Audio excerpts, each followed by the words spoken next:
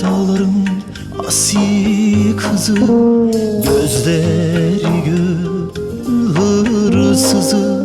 Diyarbakır'ın asi kızı, gözleri isyan çağrısı.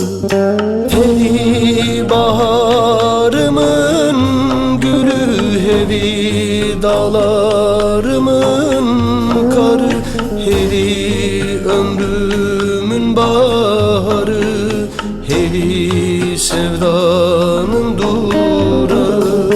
Hevi baharımın gülü, hevi dağlarımın karı, hevi ömrüm baharı, hevi sevdan durağı. Dağlarının ve dağlarımın ardındayım yar. Aşarsam bu dağları görürsün beni.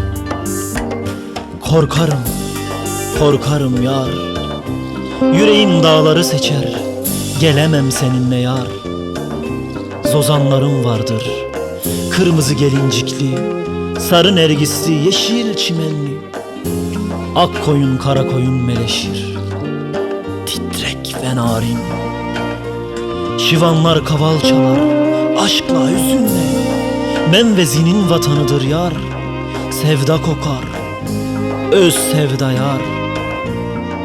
Mezopotamya topraklarında güneşin batışı bir başkadır yar. Mor dağların ardında hazin batar, umutla doğar oy yar. Rüzgara kaptırırım yüreğimi, deli bir tay gibi. Mezopotamya topraklarında koşarım, koşarım yar. Malabade köprüsünden geçerim, Nemrut'a güneşle batarım. Cudi'de Nuh'un gemisiyle yeryüzüne ayak basıp yeniden doğarım. Diyarbakır'ın surlarında sabahlarım, Dicle ile akıp Hasenkef'te konaklarım. Korkarım, korkarım yar. Yüreğimi Hasenkef'in gizemine kaptırırım, gelemem seninle yar. Mardin beni mest eder, tanıyamam seni yar. Durmaz yüreğim, serhatlara uçar, karların ve rüzgarların ülkesine. Van'da, Van kalesinde, Doğu Beyazıt'ta Ahmedi Hani'nin türbesinde kendimden geçerim. Unuturum seni yar. Yangınların kavurduğu şehirde, Urfa'da Halil İbrahim camisinde ateş ve odunlardan su ve balıklara dönüşürüm. Tarihin arasında kaybolurum, seni de kaybederim yar. Eşsiz vatan şafak başka, akşam başka, ceylan gözlü güzeller vardır. Korkarım, korkarım yar. Yüreğimi gözlerine kaptırırım, gelemem seninle yar. Gökyüzünün maviliğinde kaybolurum, göremem seni yar. Mezopotamya topraklarıdır, asillerin ve asilerin mekanıdır. Zin'in güzelliği efsanedir, Cizre Botan'ın güzeli Dicle'nin sularında sanki.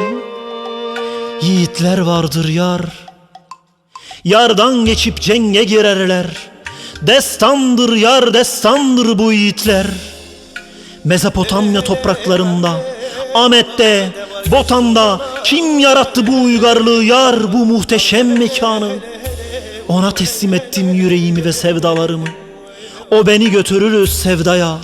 Sen üzülme yar, Memzine, gül bülbüle, asiler haklarına, analar oğul ve kızlarına kavuşur yar. Kavuşur yar, kavuşur yar. Nergis takar saçlarına, gül kokulu mevsimlerde su içirir avucuyla, isyan akan nehirlerden. Hevi baharımın gülü, hevi dağlarımın karı, hevi